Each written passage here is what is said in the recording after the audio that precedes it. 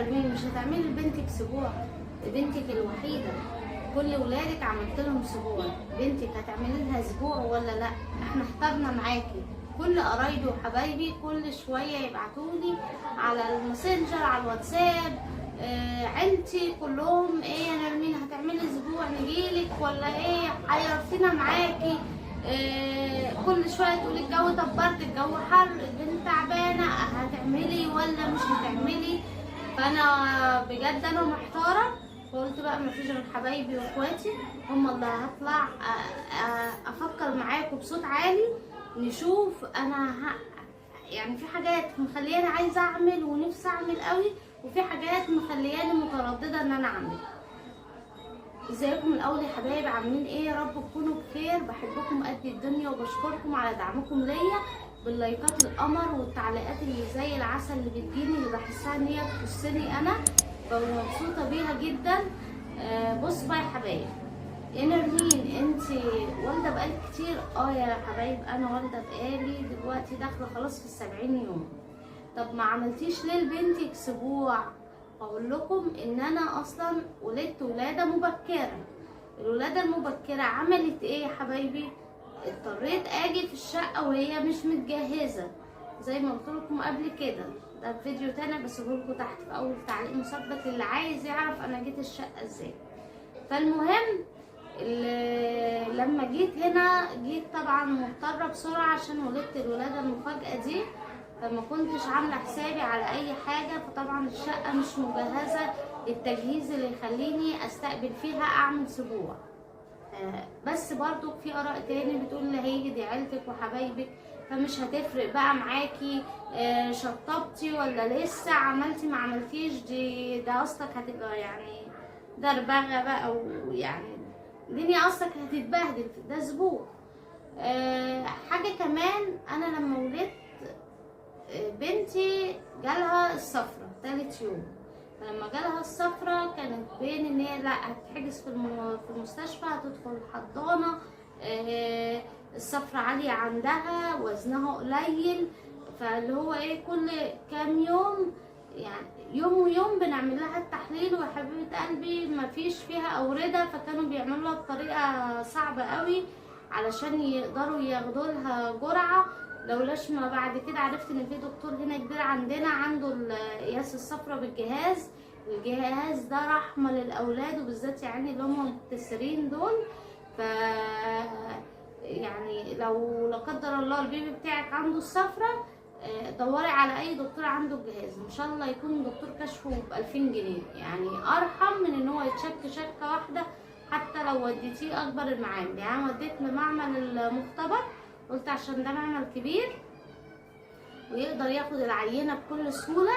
خدوا لها 4 عينات، يعني خدوا شكتين هنا وشكتين هنا، وجايه بكره اخد النتيجه. قالوا لي المعمل الرئيسي رد وقال محتاجين دم تاني، يعني محتاجين يروحوا يسحبوا دم تاني. اتخانقت معاهم في التليفون وقلت لهم انا مش هاجي الفرع ده تاني، انا هروح فرع تاني عشان انتوا مش عارفين اصلا تسحبوا عينات.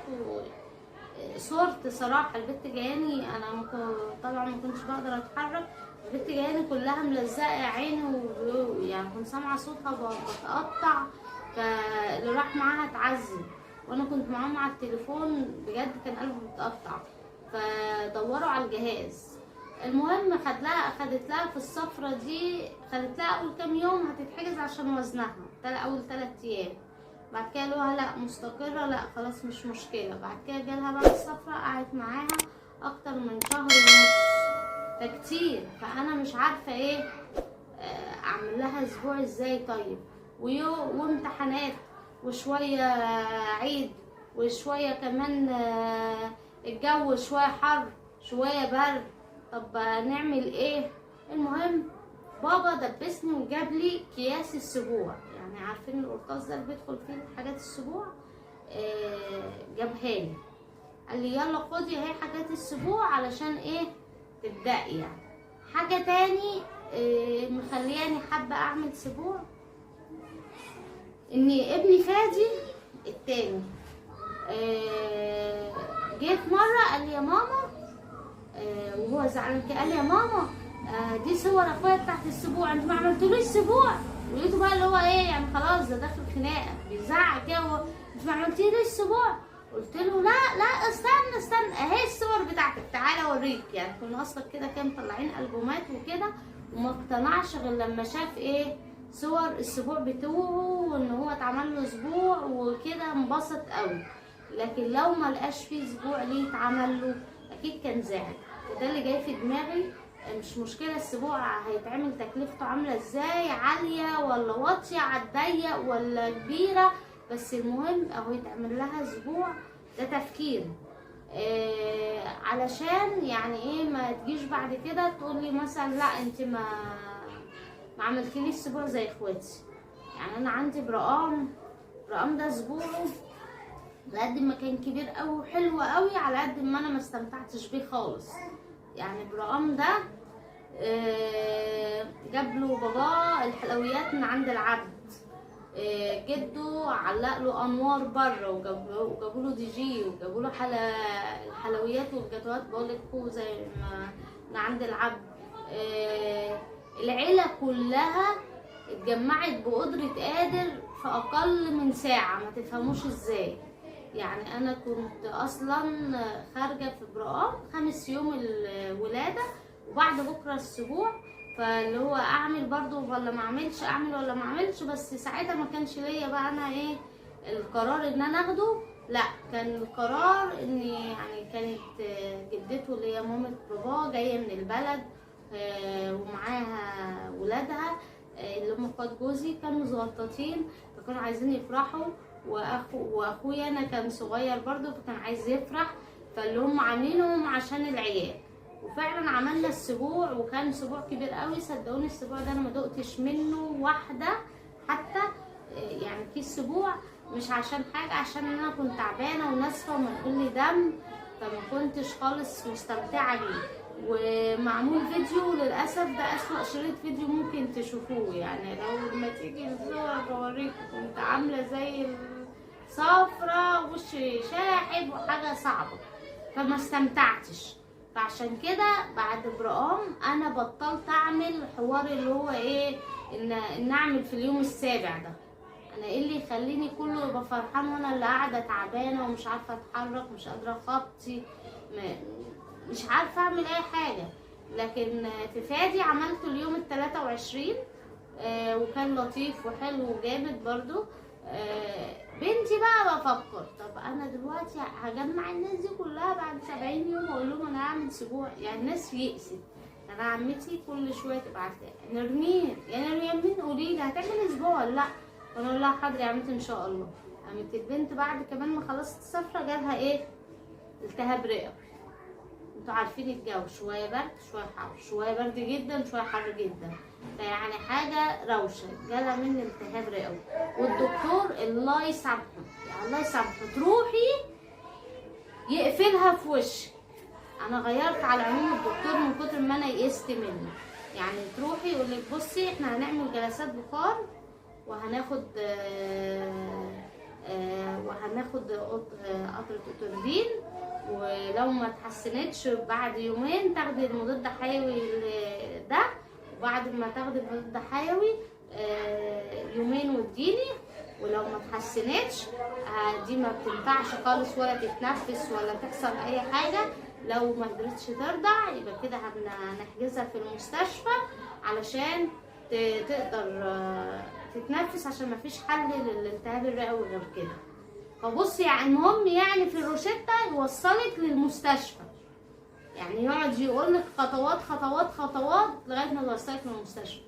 انا جربته مرتين في نفس التعب. يعني انا بنتي على طول نازله المعويه، لا اللي هي يعني البرد يؤدي ليها نزلات تخلي صدرها يقفل ومش قادره تتنفس، مش قادره ترضع. فالدكتور يوديني لمراحل بعيده اما بوصلهاش الحمد لله شكرا يا رب يعني. بس متعرفش بيخوفني عشان اخد بالي من العلاج واعمل الجلسات بانتظام ولا لا. ده لدرجه بيخليني يعني انا عندي الجهاز هنا اصلا كنت بعمل بيه الابن اللي فادي، لا انزلي اعملي في المستشفى جلسات اكسجين مع البخار، ما ينفعش، هي محتاجه اكسجين كمان. فبيسودها في وشي، بيقعدني اسبوع متوتره توتر، اللي هو مش عايزه البنت توصل ان هي تتحجز في حضانه او تدخل مستشفى عشان يقدروا يعملوا لها تنفس.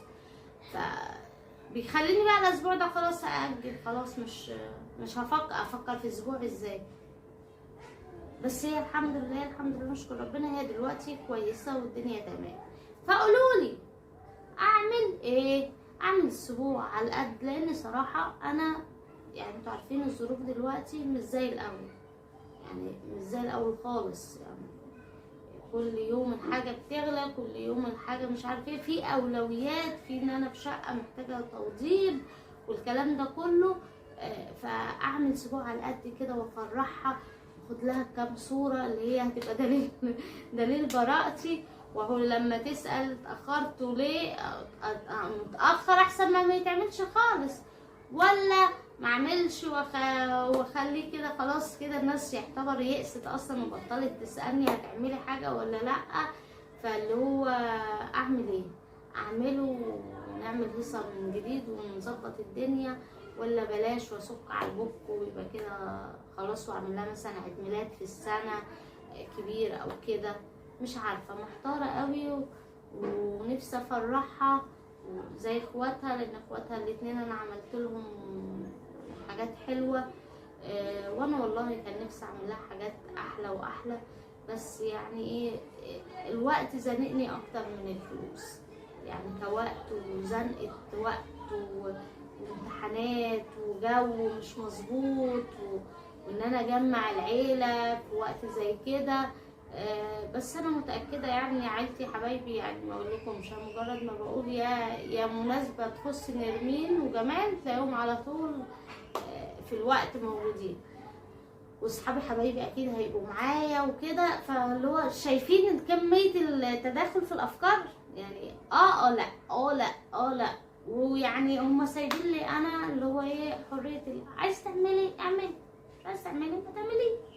فاللي هو الكرة في ملعبي، اعمل ولا ما اعملش، اعمل وافرحها. طب اعمله كبير ولا اعمله تلصقه كده وحاجه تفرح العيال، ويعني تبقى حاجه في المعقول، ولا اجيب بقى بونبونيات وتحف والكلام ده كله.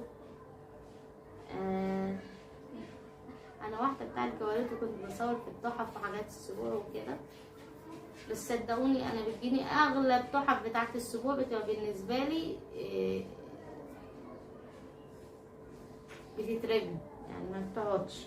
اللي بتبقى بتهتم بالحاجات دي بنت عروسه، يعني انا وانا متجوزه انا واخده معايا كرتونتين قد كده فيهم اللي هي ايه، حد كان عامل سبوع اخد التحفه بتاعته، حد عامل سبوع اخد التحفه بتاعته احتفظ بيها. ف اعمله بتحف ولا بلاش تحف؟ اجيب حلويات وحاجات زي كده وجاتوهات ولا بلاش؟ اعمله على الضيق ولا على الواسع؟ يعني قولولي تحت في الكومنتات اعمل ايه، انا محتاره يعني حيره.